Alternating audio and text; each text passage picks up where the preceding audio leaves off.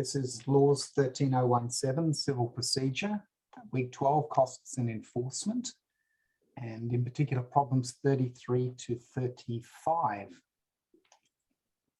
All right. Thanks, everybody. How are we going? Getting to the end of term.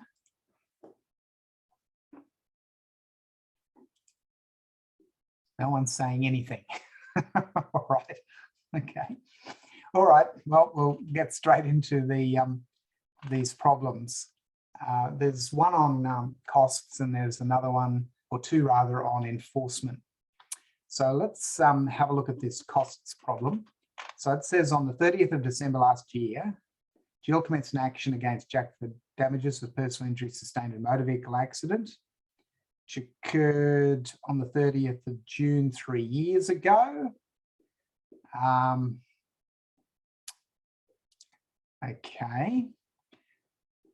And then Jack made several offers to settle the action, of which all were rejected by Jill. It doesn't say that he made offers under the rules, so I would interpret that as being standard offers, negotiation type offers, without any cost consequences flowing from them.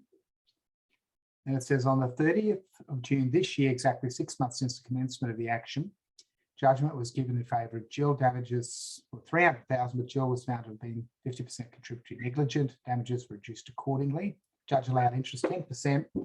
From the date of the accident, Jill costs have amounted to a total of $30,000. Then you're told that there were some interlocutory hearings, one of which Jack won, one of which Jill won. Okay, so they incur costs as well. You're then told the judge who heard Jack's interlocutory hearing did not make any order as to costs. Okay, so there's nothing said by the judge at all. And then the judge who heard Jill's interlocutory hearing has made an order for costs in the cause. So what does that mean, costs in the cause? Anybody know what that means?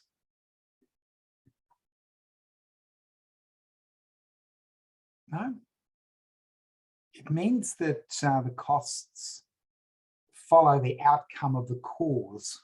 The cause is basically the litigation. So given that Jill won, then it means that Jack will have to pay Jill's costs of that interlocutory application because they're in the cause. They follow the outcome of the cause.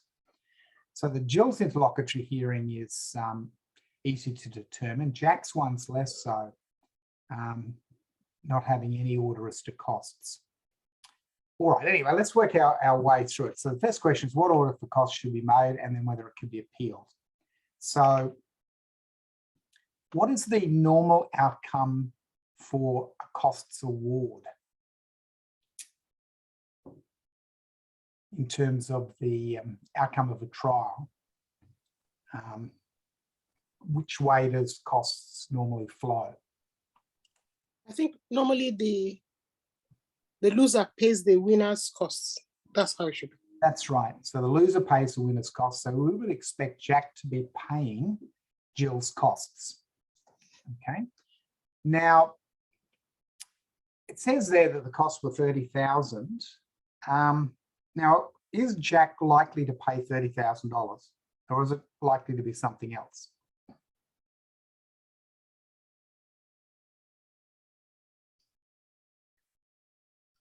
So what happens with costs?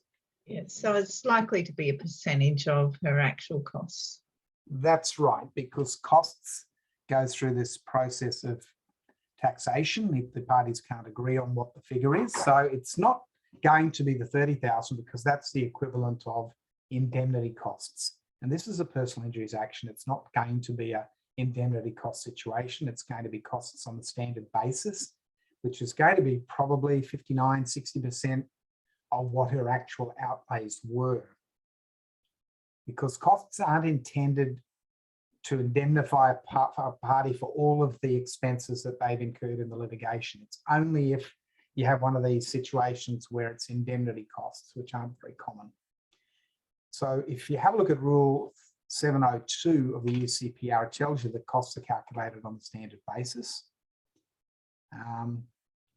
And the power for courts to actually award costs is found in the Civil Proceedings Act 2011, section 15.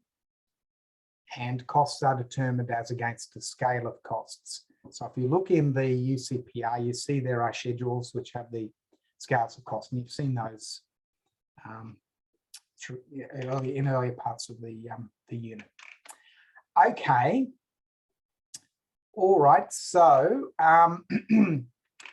702, that rule says, unless these rules or order of the court otherwise provides, so the court can make exceptions.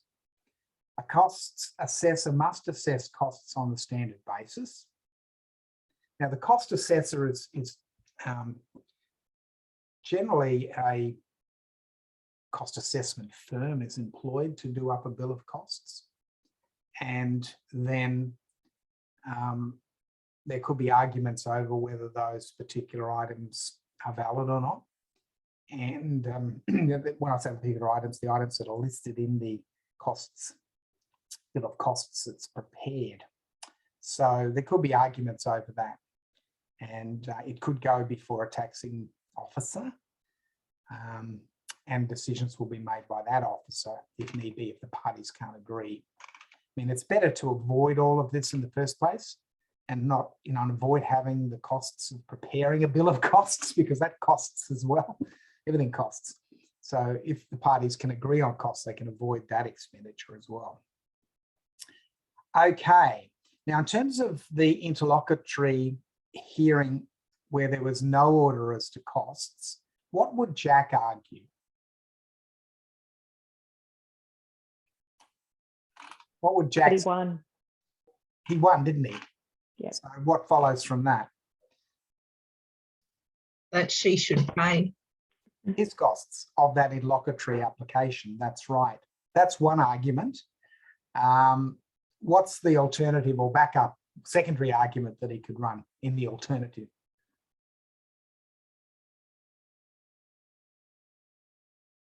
Any ideas? So we know what Jack's main argument would be, but his alternative argument could be that Jill should pay her costs and he pays his costs. In other words, each party should bear their own costs of that interlocutory application. That would be his sort of backup position. But his main argument would be that he won, so he should get those interlocutory costs. With that backup argument, I thought from the reading that if the judge didn't make an order, that was sort of how it was interpreted. Is that not the case, or does it just follow the end result? No, well, costs are discretionary. That's the thing about them. So it is open to argument. So in this case, the interlocutory judge didn't make any order. So it's now come to the trial judge, and there is then an argument looking back at this earlier interlocutory procedure. And as I say, Jack would argue that he should get his costs, but there is an alternative argument. But it is discretionary, so you can run the arguments. I mean, Jill could argue that notwithstanding that Jack won the interlocutory application, ultimately he lost the trial, and none of those costs would have been incurred if Jack, for example, had settled way back in the beginning. So you could have arguments like that as well. So there's no hard or fast rule in relation to some of these things. You just have to argue or make the arguments on the day and see how it pans out.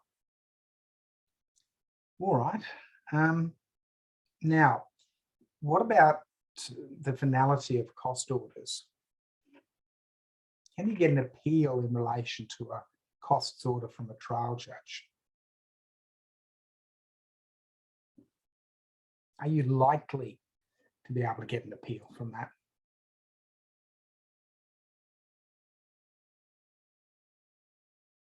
I don't think it's likely. No, it's definitely not likely, because cost orders are generally considered as being final. So if you tried to appeal that, you might find that it's not going to be accepted. It's not going to go anywhere at the end of the day. The reason for that is that all that's happening is that you're adding more costs onto costs. And it just makes the whole process yet that much more expensive, more delay, more cost, reduced access to justice. So generally, no, cost orders are final. All right, so that's basically the issue. Now, just in terms of that process, just want to make sure you're clear on the process of how costs are actually determined. Now, I did mention earlier that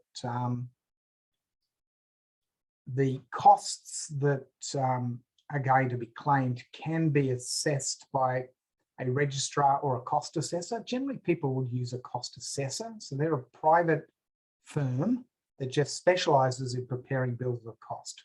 That's all they do. So what happens is, if you're going to go down that route, you have to provide that cost assessment firm with a very good, clean litigation file, because the way in which they prepare their bill of costs is to go through your file. So you've got to make sure that you're meticulous throughout the whole litigation in documenting what you did. So that, for example, if you rung up somebody, that you've got a file note of that, when it happened and what the purpose of that conversation was, so that ultimately when an itemised bill of costs is prepared, the cost assessor picks up your file and sees that on such and such a date, you rang somebody and discussed whatever it is in relation to this matter. And that is an item which can then be claimed in the itemised bill of costs. But if you never made a file note of that, how is the cost assessor going to know that? So if you're not meticulous in preparing your files, then you're going to lose out on the bill of costs. So you've got to make meticulous notes. Same if you write a letter to somebody, you should always have a file copy of a letter on the file, so that the cost assessor can find that item. And so it goes on. Absolutely everything you do goes in there. All right. Now, the parties can agree on a cost assessor, or if not, then the court or registrar can nominate it. Now, a party can apply to have it taxed. So what that means is it's going to be gone through by a registrar, essentially. And what will happen is, on the day of the taxation, representatives of both sides will turn up and they will go through the bill of costs, and it'll come to a particular item where they disagree, and then they will have an argument between each other, and then the registrar is going to make a decision as to whether that's going to be an allowable item or not, or allowed to a certain extent, but not the full claim. So that is a way in which the total costs, the bill of costs, can get reduced through these arguments about the bill of costs. Of course, that in turn costs money, because you've got solicitors and people arguing, so they're spending time and resources on that as well. So it just adds more costs. Now, the bill of costs is a document. It's basically in chronological order. So it's date order. It sets out whatever the item is and where it fits within the schedule. And then there'll be a column which says whether it's taxed off, meaning it's not allowed, or whether it's allowed or not. Okay, so that's basically it. And yeah, the main thing is good record keeping. That's absolutely essential. Don't be ever sloppy on that, because it will come back to haunt you. All right. So the taxation registrar will make those decisions. It can be reviewed by a judge. But generally, if it gets to the taxation registrar, often that's where it ends. It doesn't really progress beyond that unless it's really, really litigious, and then it goes back before a judge, but generally it won't happen. So that's basically the process. All right, is there any questions about how that works? No? Okay, very good. So we'll now look at enforcement. We might do problem 35 and then come back to problem 34.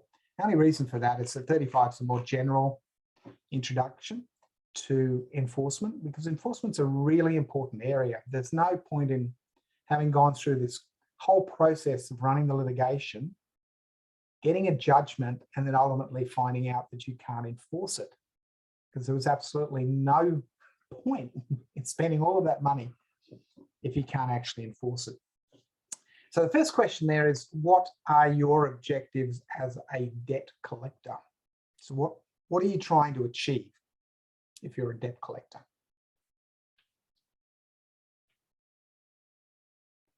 Collect the money as soon as possible. As soon as possible for at least cost as possible. Okay, so maximizing recovery, minimizing time, effort, and expense. That's your objective. All right. Now, what are the incentives for the judgment debtor, the person who owes the money? What are their objectives? What do you think? We're paying it. Oh, you've got such wonderful people you're suing. Their objective is probably not to pay it. They've been ordered to pay it, but they may make it as difficult as possible for you. Okay, so how would you make it difficult for a debt collector to recover the debt? Transfer things to other people, or That's right. hide things, move them out of the jurisdiction. And Yep, exactly. Create confusion as to who owns what. Don't cooperate in any way whatsoever. They may even want to renegotiate some sort of relationship with the judgment creditor to get better terms for the repayment. So I think, Robert, you're being a bit kind to some of the people. I did a fair amount of debt collection because when I was working for a solicitor's office, I had bank work, and there was a lot of large sums to try and recoup, and the people go to extraordinary lengths to hide assets and do all sorts of things. Not only people, but corporations as well. Yeah, it'd all be nice if they all cooperated and paid what they were supposed to, but it doesn't necessarily work that way. All right, so what are the incentives for the judgment creditor? That's the person who's owed the money.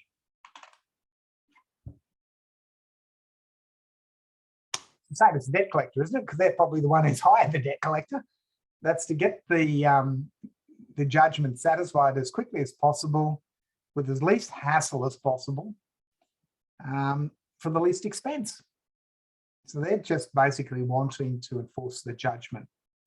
Then you're asked, can you advise a judgment debtor on strategies to reduce the risk of liability to a judgment creditor?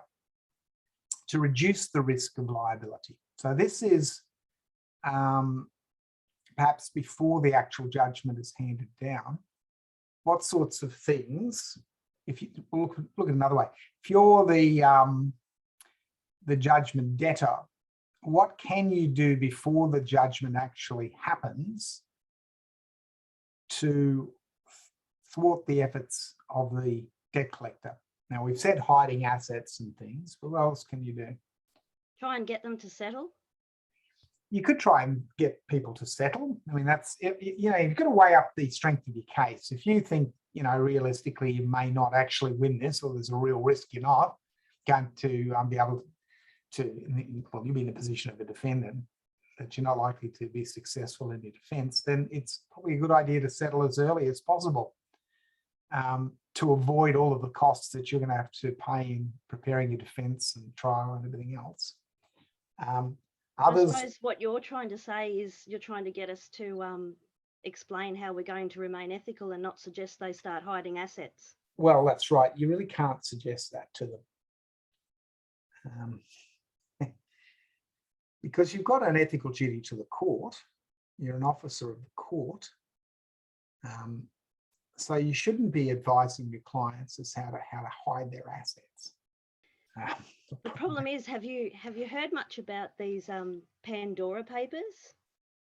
No, what are the Pandora? Oh, sorry, these are the papers that have come out In the tax havens? in the tax havens that have got a lot where of people, where the politicians. lawyers in the tax havens have been Yeah. helping their clients to hide their money, some for legitimate reasons, but certainly there's some for nefarious reasons as well, unfortunately. That's right. I mean, you can give advice to lawfully minimize your tax in accordance with law. That's okay. But if you do it in a way that's unlawful, then that's unethical, and you can fall foul of the various ethics rules governing that. But generally, you don't want to advise your clients on how to defeat a judgment.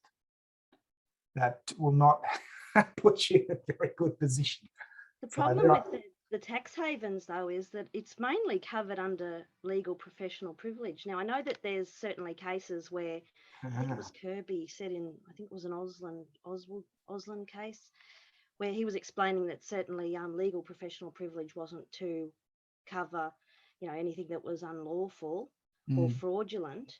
But the problem, say, with the legal people in the tax havens is that you're not going to know unless it's leaked because of the privilege. There's a current High Court case before the High Court right on that point.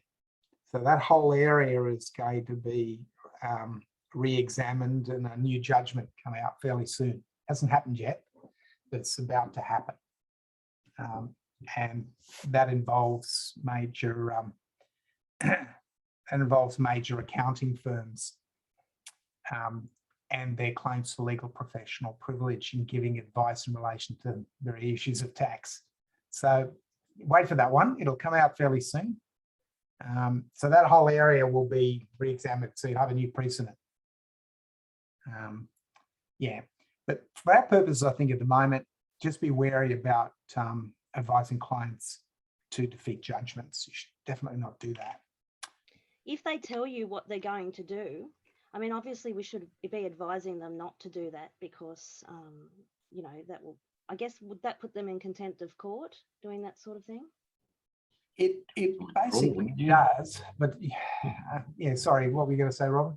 Oh, ultimately, if you couldn't dissuade your client, you'd have to cease to act, wouldn't you? Yeah, it's one of those sort of situations where that could be an outcome from it. You don't want to be caught up in that sort of mess, especially if it ultimately comes out.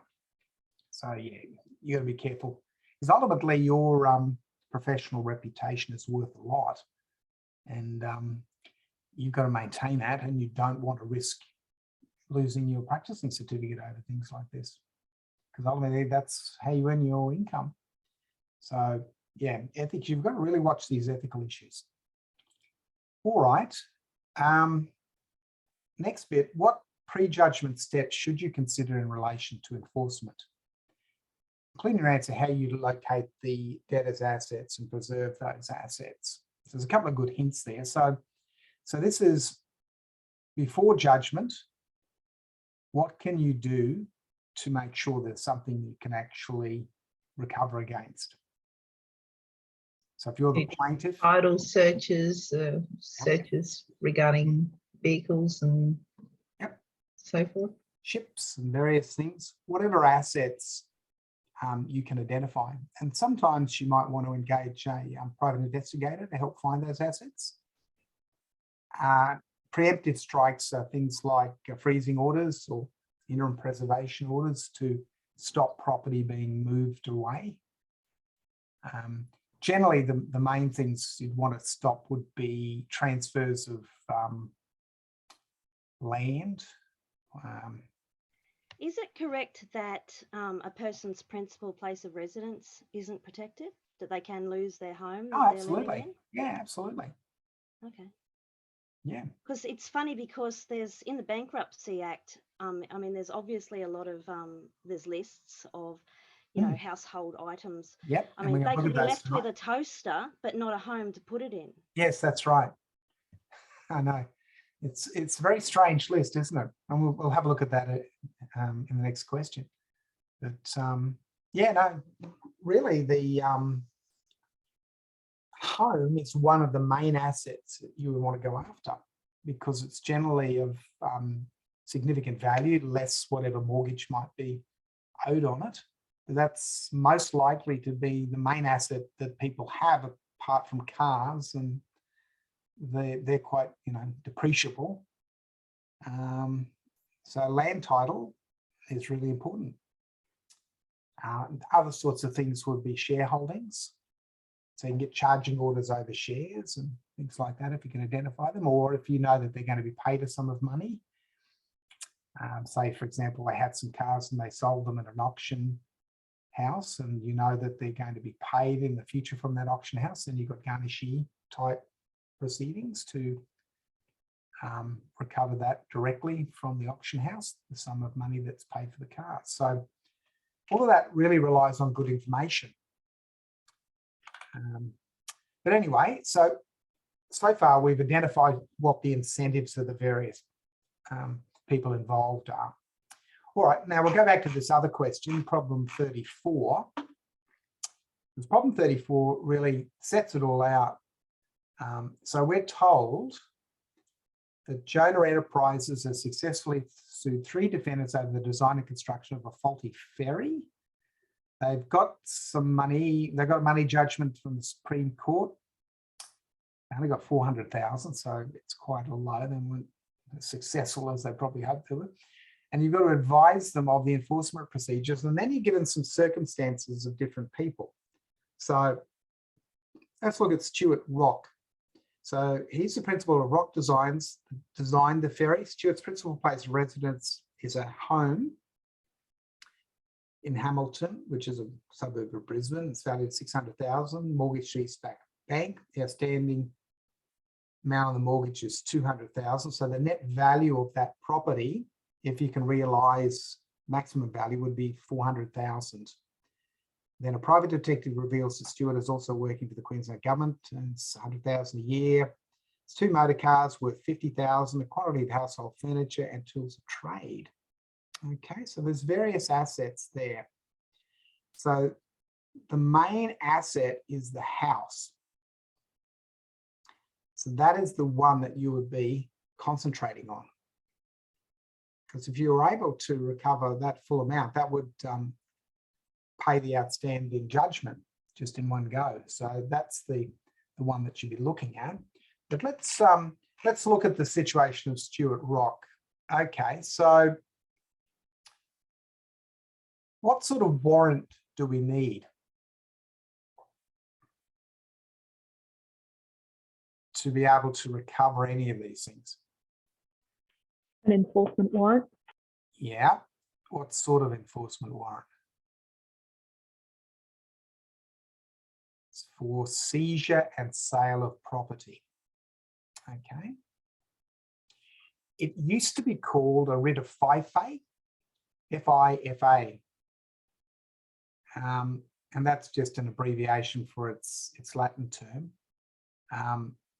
So the actual modern name of it is an enforcement warrant for seizure and sale of property. So in the older cases, you'll see references to writs of FIFA. It's the same thing. Anyway, the main rule is Rule 828.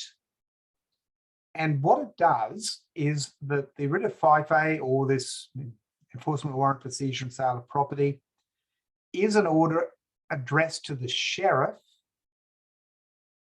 okay, which is a court officer or enforcement officer. And it's ordering them to go and basically seize and sell property. Now, the whole process has to be done in a way that minimises the harm, if I can put it that way, to the debtor. So the sheriff doesn't go along and seize everything, okay? They're going to seize property in the order, generally of the value of whatever the judgment debt is. So that's the way they'll work. So in our particular case, the order would focus on the land, all right? But there's a complicating factor with land. What's the complicating factor? It's the Torrent system. The Torrent system is the complicating factor. It's got to be valued and sold at market value under the Act, hasn't it? Well, not necessarily. Let's do it in steps. So it may not be market value, it could be something less. So let's look at that. So let's going back to the Torrent system. What is the Torrent system? Oh, I'm asking you stuff about land law now, that's dangerous. What's the Torrent system based on? It's titled by registration, isn't it? Okay, everything is registered in the titles office. So you need to register your judgment in the titles office.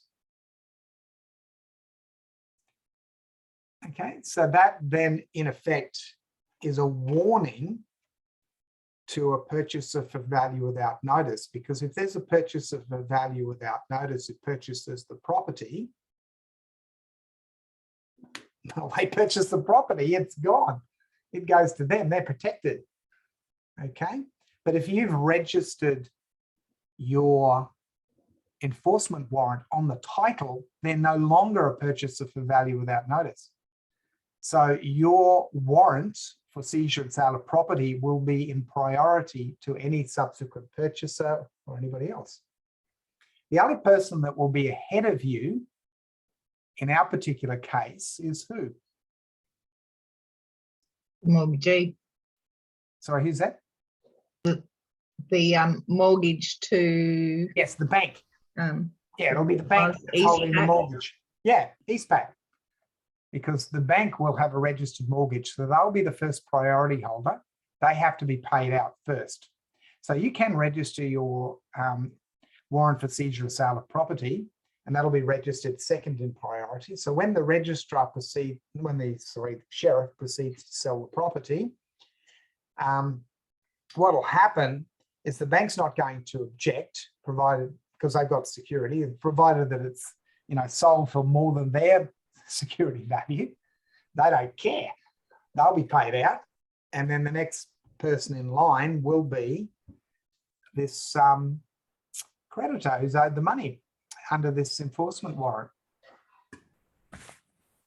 So what will happen is that the sheriff will conduct a public auction, and they will sell for what they regard as a reasonable value. So they may set that based on whatever they perceive the market value is, but that's a bit difficult at the moment with the crazy market we've got at the moment, isn't it? Because define reasonable. Yes, that's exactly right. So it's what sort of information will they have? They will have things like the rates, how you pay rates, and they specify what the government perceives as the value of the property to base the rates on. That's an example of something that could be used to work out what's reasonable. There may be. If the bank was to sell it, though, I'm pretty sure they have to sell it by with market value. Well, they have to sell it. Well, they can't sell it unless they're in breach, unless there's been a breach of the mortgage. But given that they'd be first in time, you would think that it would be enforced that it has to be market value. It can be less than market value because it's hard to determine what the market value is. Exactly. Define market value. That's the problem. And there's actually a secondary process. It used to be known as the writ of venedici exponus. So if it didn't sell at what the sheriff thought was a reasonable value, if it didn't sell at that value, you would issue this second writ, which could then sell it at any value. Could be a cent. So there's that process embedded in this as well, but generally it's not going to get to that in this environment. So the sheriff's going to try and work out what's a reasonable value for the property. So they may get some advice from real estate agents. They But would, you are right, Stephen. You could sell a property for 1 cent, and that's still a legitimate sale.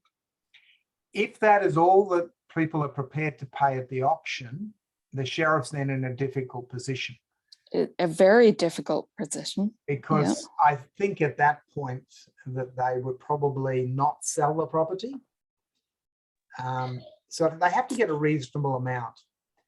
You only get to that second stage at any price after another process. Yeah, this is at the behest of the seller, but if they just want to get rid of it, then yeah. Yeah, but in the They current take a environment, cent for it because they don't need to pay rates or any other taxes or anything else, then yeah, maybe they will, maybe they won't. Good luck to the person who buys it, but yeah. well, I mean, realistically, if you were owed the money, if you were owing the money, the creditor, and you are, confronted with one of these writs, if you know warrants for enforcement, you would probably try and sell it before the sheriff registers it on the title, so that you could at least get a price that you were happy with. But you don't know the time frames. As soon as that's on the title, that's it. No one, the purchaser's solicitor, purchase value without notice, the solicitor, when they do their searches, is going to discover that there is a warrant sitting on that title, as well as a mortgage. So that's going to raise alarm bells in the sale. Could the owner? That's a still very sell true it, story. though, and just pay the money? Sorry, what was that, Rachel? Could the owner, just sell it though for the better amount and just pay the money? If they can, for example, can find a buyer, they may be able to resolve this issue with the sheriff, assuming that this has actually been, it's been registered and is on the title.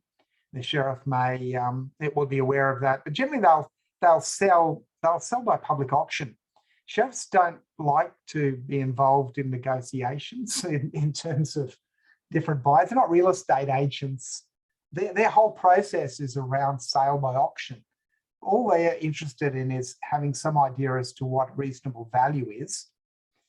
And then they will run the auction. And if it gets to that value, they will sell it. Another complicating factor with this is interpleader proceedings.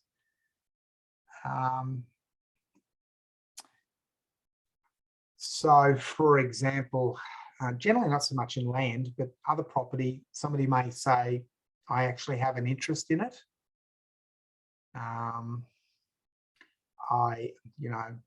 Might be a hire purchase company in relation to a car. So the sheriff won't be able to really sell that car because it's not actually owned by the person trying to recover from the debtor. Yes, but define interest. Is the interest the car that's parked on that land, or is it the land in general? No. Well, if we're looking at land, really you need to have a registered interest. It has to be registered on the title. So if your car is registered and So it's parked on that land, well, no, a car is could that be an registered. interest? This in is the a name. very, very contentious point. Well, no, a car could be registered to a particular person, but they owe a debt on it. They might own there might be a hire purchase debt on the car. That's a very interesting point. I think also if there was a trust over the land, that would defeat the sale if someone was holding it in trust as a trustee for someone else. it starts to get very messy, doesn't it? Generally what will happen is that the sheriff will just go straight down the line. Once that writ or that warrant for, I keep saying writ because that's what it was always called. Can you take an injunction against the sheriff? Or you could try to seek to prevent the sale. on the basis that, you know, there might be another interest in the property that is owned by someone else. So you could try and, but you'd have to get a court order to stop that happening. The normal run-of-the-mill process is that it would go to public auction. It'd be advertised by the sheriff, and then it would be sold by public auction. So that's the normal process. That's how most things will go. If you can establish some other interest, then you would you have to go before a judge and try and prevent that sale from occurring until that particular interest is resolved and it's determined who owns it, who owns what. But if you have two parties that are disputing and they're in joint partnership in a business and both own property and assets and something else, how would you propose to resolve that one? So is somebody suing both of them, or are they suing each other? Each other, yeah. They're suing each other. Mhm. Well, it's exactly the same process. If they're suing each other, ultimately assume that there's a judgment for one against the other. No. No. Well, you can't recover anything until you get a judgment. All you can do is preserve the assets from disappearing. Let me just throw another spanner in the works. One of them's overseas. So they don't. So we're not do they even have talking assets in the cross-vesting here. It's do they have international. Do they have assets in the jurisdiction? No. So there's no assets in the jurisdiction. Are they in New Zealand? Nope. Okay, so they're outside the jurisdiction. Mm-hmm. There's no judgment at this point. Nope. Well, nothing really happens. You know, a Queensland court can't prevent the sale of an asset in another country. I know that. Doesn't have jurisdiction. I'm just wondering, what's your thoughts on that situation? Well, Is this you're in property? a very difficult position if you're the one who happens to be in Queensland and everything else is outside the jurisdiction. I'm not in Queensland, but You know what I mean? The one that's in the jurisdiction is going to have trouble preventing disposition of assets outside of the jurisdiction. no, I'm just very curious. How would you approach that situation? Well, I think the first thing I would be asking, is there any point in the litigation? Because if you can't enforce it, you're just There's going no point. There's no point. Is it Exactly. another Australian jurisdiction or it's overseas? Overseas. Is there a possibility of commencing litigation in the jurisdiction where the assets are? No. Well, You understand? you're in a rock and a hard place there. There's not a lot you can really do. Dogs are starting to bark now. Okay, all right. I'm just glad that your house is still standing. I was pretty 'cause hairy it- last week.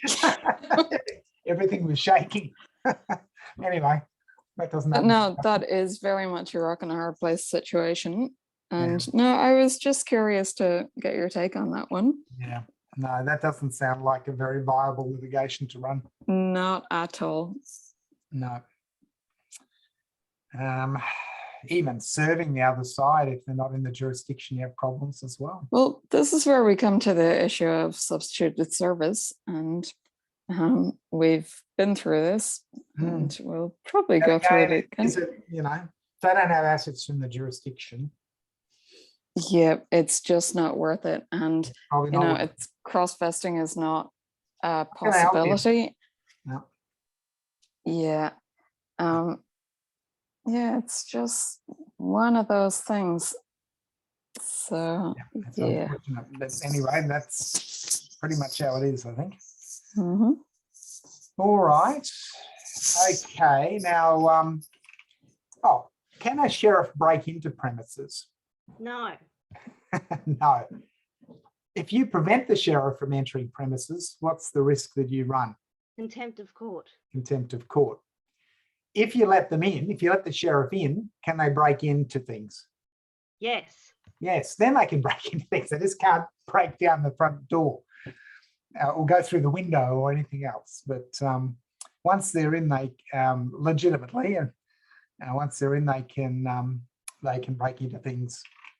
Okay, now I think what we need to do is spend a little bit of time looking at the sorts of assets that can be obtained and the values of them, because there was recent update in the values and in the nature of some of these assets in 2021. And the way it works is that the Queensland Supreme Court Act 1991 and the rules, the UCPR rules, they actually piggyback on the Federal Bankruptcy Act 1966. And they have a list of property that's not divisible amongst a bankrupt creditor. So you can't recover these sorts of things.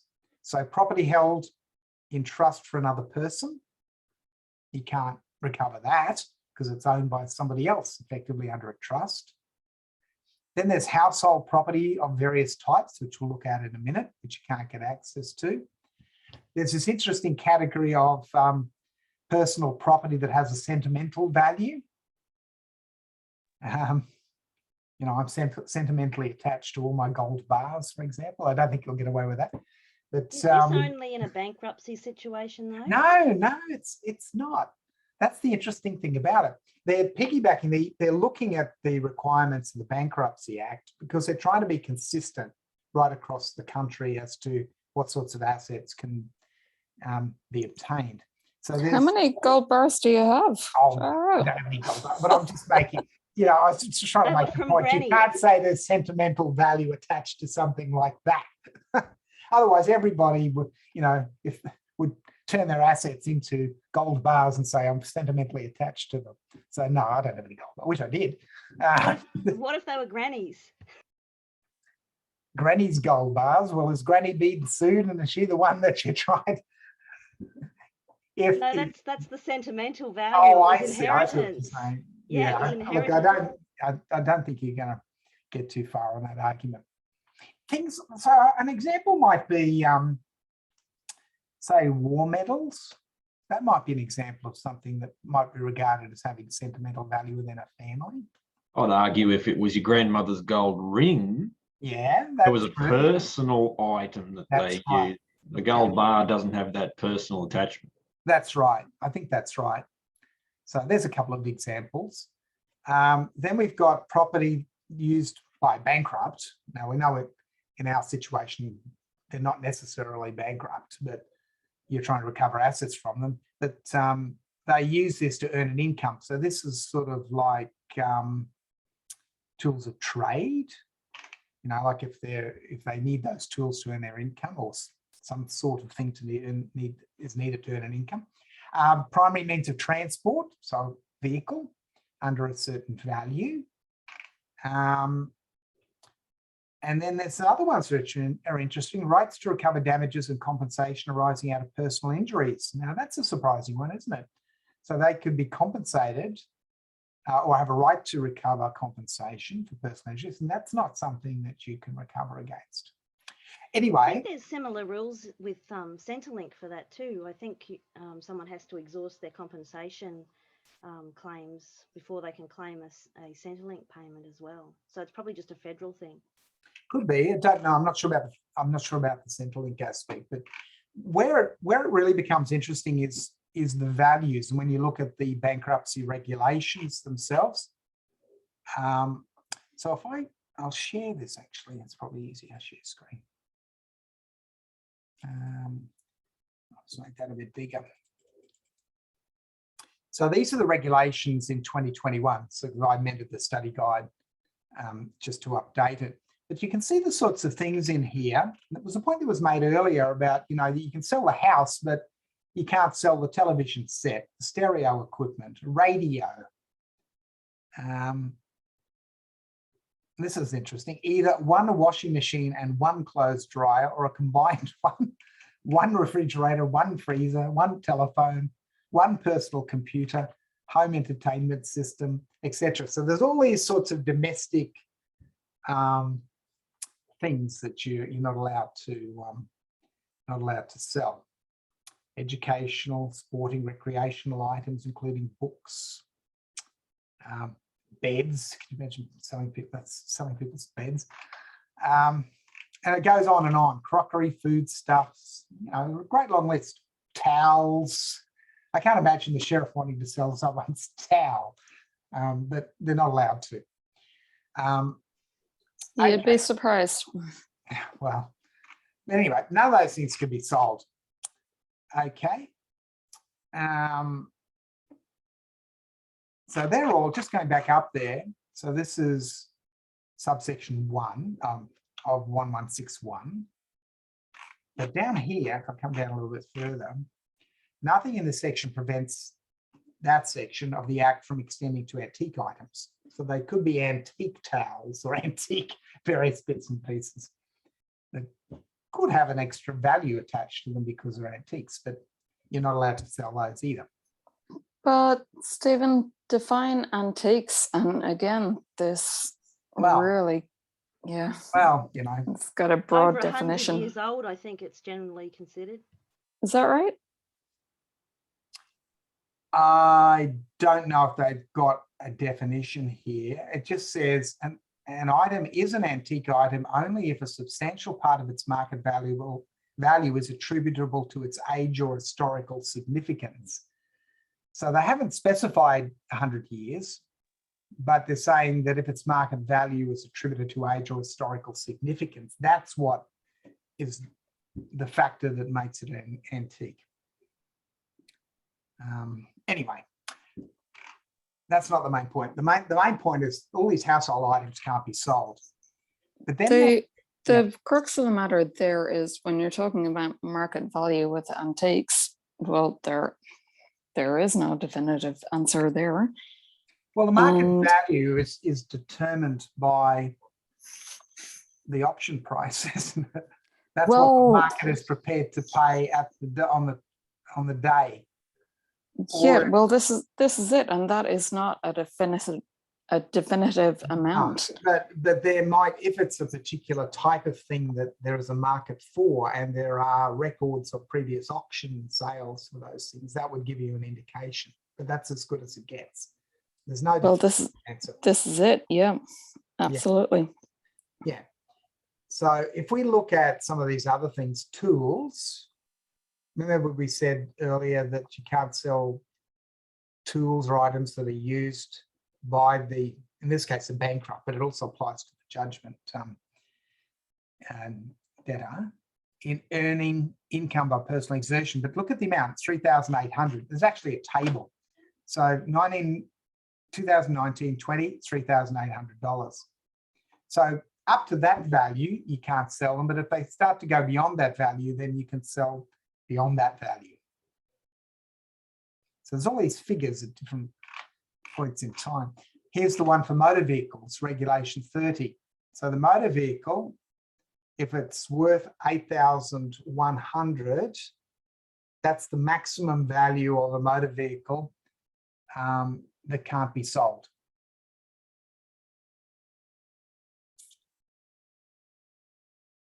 Okay, so that gives you an indication for motor vehicles. Now, in our particular problem, there were $50,000 vehicles. They could be sold. All right. And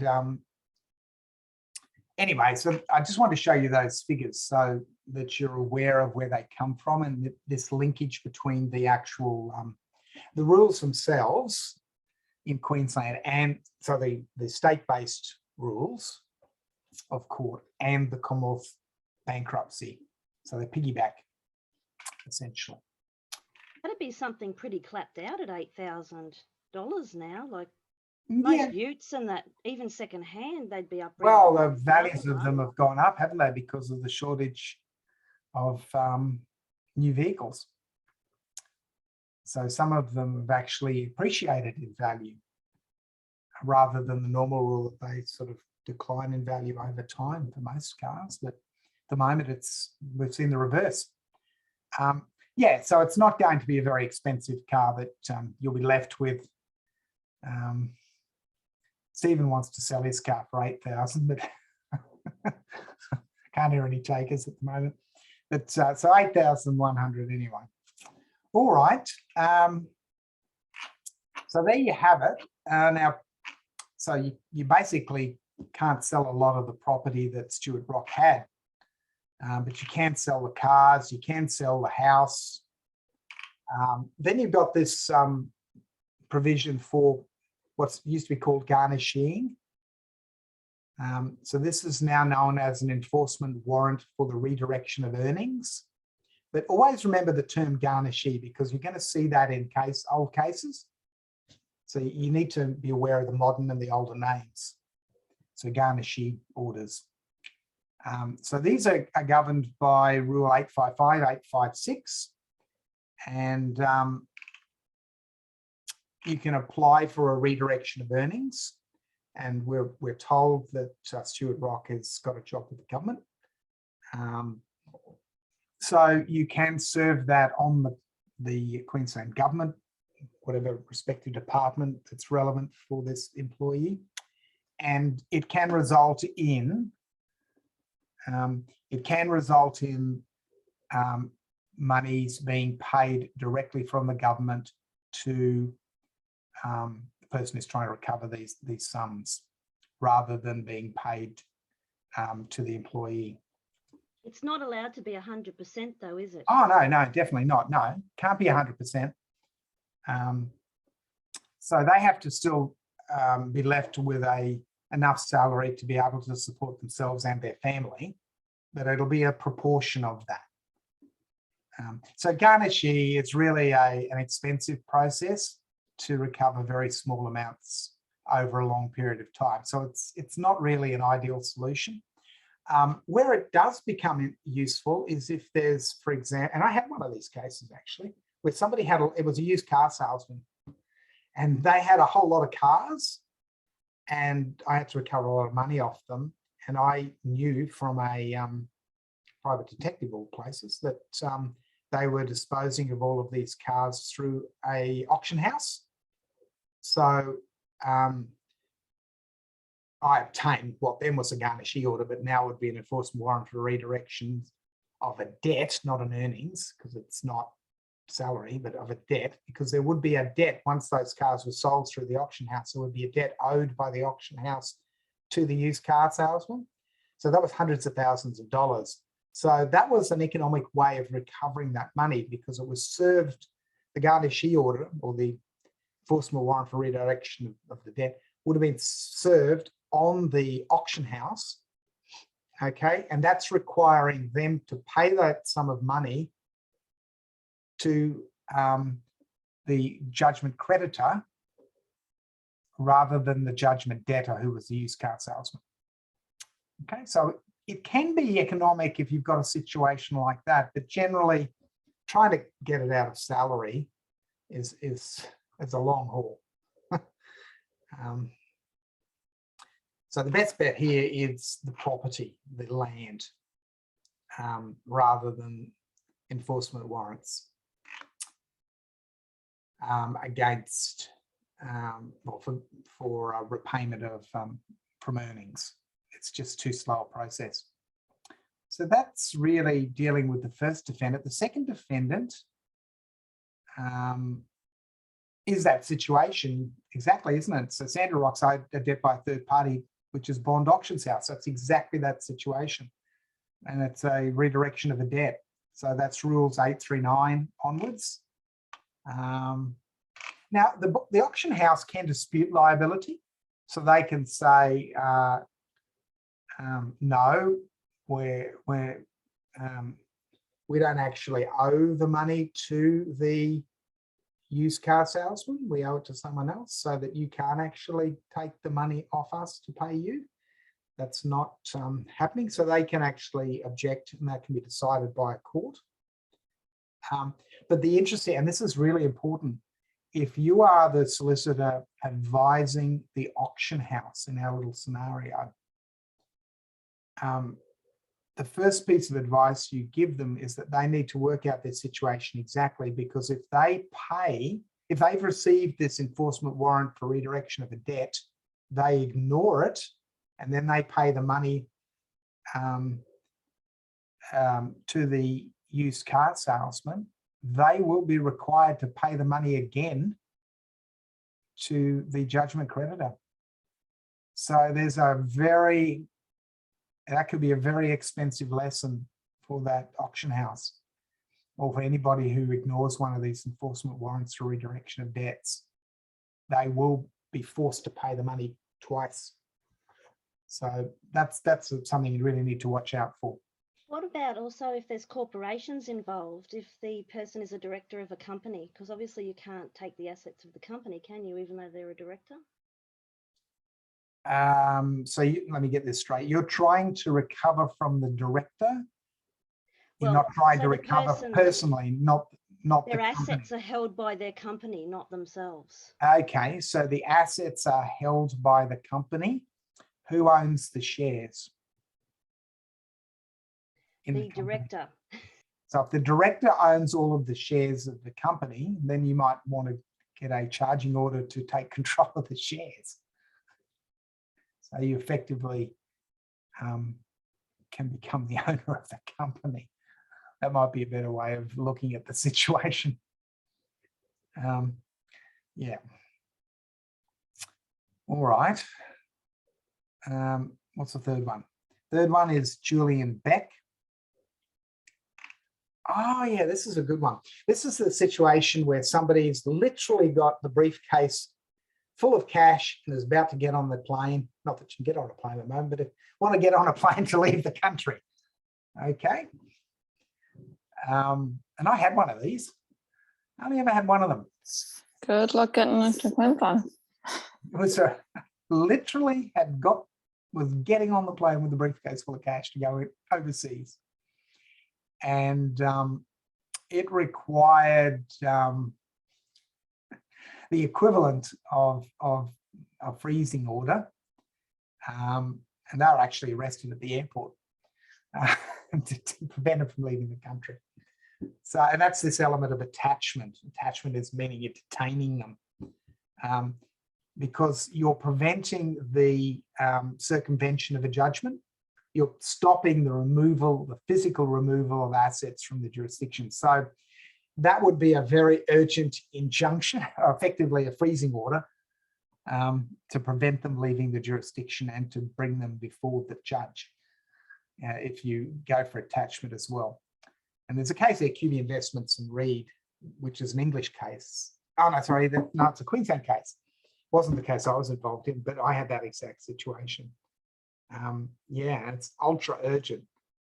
If you know somebody's leaving it, you find out which happened to me, you find out when you get to work first thing, it's 9 o'clock, whatever in the morning, that this person's going to be on the plane at 2 o'clock going overseas. You have to get before a chamber judge that morning, get those orders.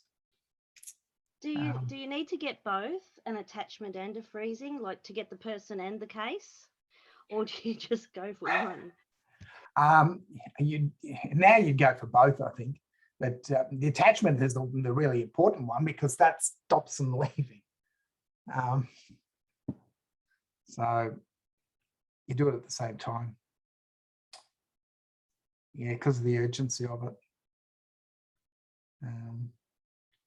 So you'd really want to prevent, you'd be trying to prevent them from leaving the country. So you really want their passport to be taken off them and have, in that case, liquidated funds, because it's cash, paid into court. Stephen, is that possible in civil law? I mean, certainly in criminal law it is. Civil? No, you can. That was a civil case. Right.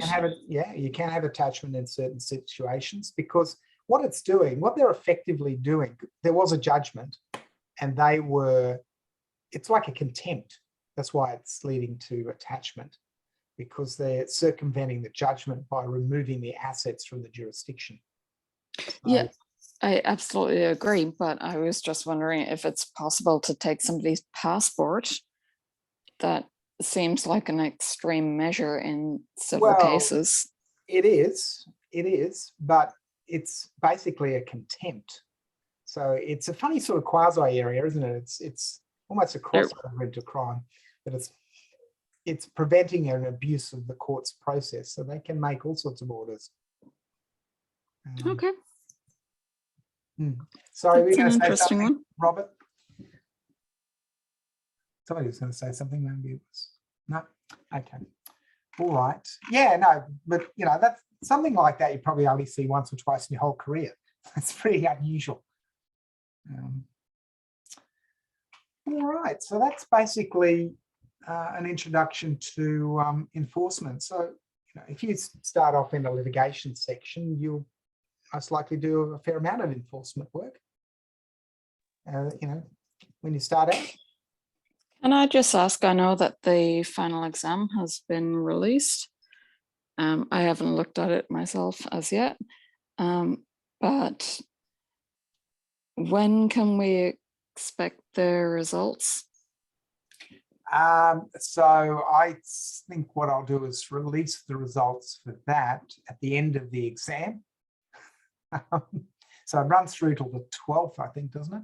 From memory? Yeah, it does.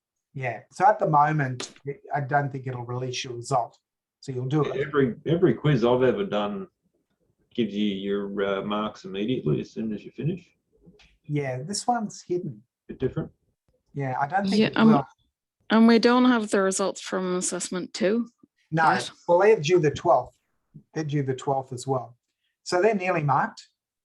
But they're due, if you look at the unit profile, they're due on the 12th as well. So it'll all come out pretty much the same sort of time frame. Okay. Yep. 'Cause I almost had a coronary when I saw that it was graded and it was 9%. Yeah, that's Yeah. you were looking at the Turnitin score. Yeah, Yeah. I know. Because I looked at that and I know. thought, this is really odd. How can it be 9%? Because I was looking at the grade book and it wasn't 9%. Yep. Oh, and it was the Turnitin score. Yeah. Yep. Yeah. All right. Other questions, issues at this point? Okay. Well, that's basically the only other thing I'd encourage you to do is to fill in the Have You Say survey. It's always useful. I always look at the results for that because I want to get feedback on things that can be improved or changed. Or I've thought about you know, different sorts of assignments. I've run this course in the past many years ago where it was actually one group of students sued the other group of students through the whole term. So it was one long litigation. But I found that was too much for students because the amount of work involved in running all the whole file and all the documents and what have you. So I've had one of mine in administrative law and I fought with him every step of the way, but I still gave 5 stars all the way because look, that's what law's about. You know, we spar and we have different opinions and that's just the way it rolls. That's the way it needs to be.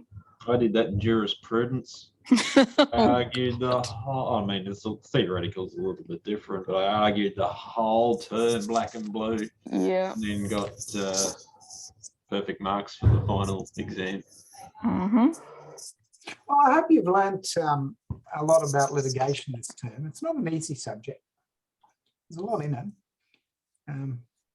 But I'm hopeful that you'd be able to handle a pretty, you know, a basic litigation, a crash and bash sort of situation or a basic contract situation. Well, this is the way it has to be because for any of you that are going back into this field or going into it for the first time, you need to have that attitude about you that, you know, it is.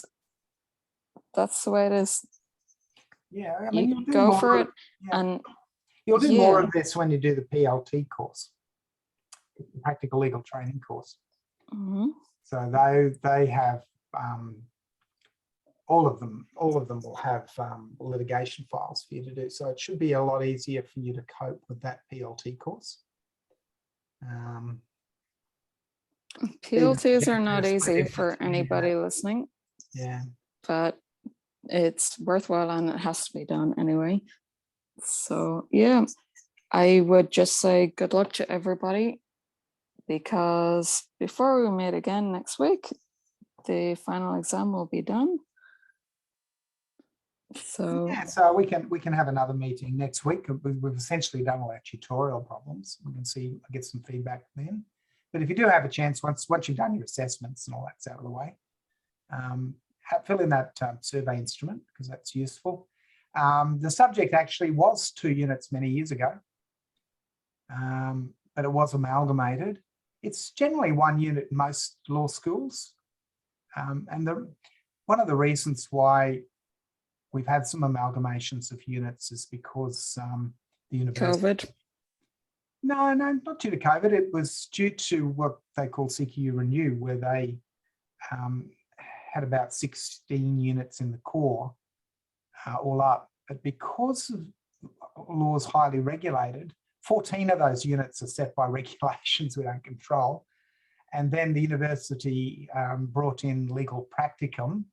It brought in two units that had to deal with work integrated learning type issues. A basic one, which you now incorporate into Introduction to Law, and legal practicum, which is the second.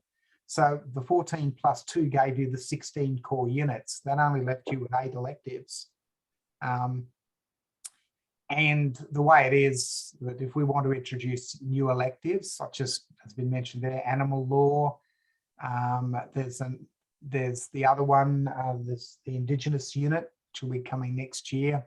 Potential future ones in subsequent years, probably a bit late for you now, probably right at the end of your degrees, but legal practice, there'll be a unit on practice management in probably a couple of 2 or 3 years' time. That'll be implemented, but we have to find space for those. So reducing the core assists with that, but also with credit assessments. When somebody comes along with a credit assessment from another uni, they generally have done 1 unit, and it's easier for credit assessments if we have a matching 1 unit rather than multiple units.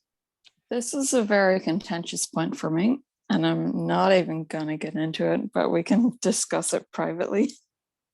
Yeah, credit assessments are difficult to do. No, it's not even about that. But yeah, I'm quite happy to discuss it with you privately. Yeah, no, that's fine. All right, well, we might stop there at 7:12. If there's any other issues. Yes, Stephen, hi. I was just wondering with the quiz, if it's like a multiple answer question, do we get some marks if we get like some of it right? Like if we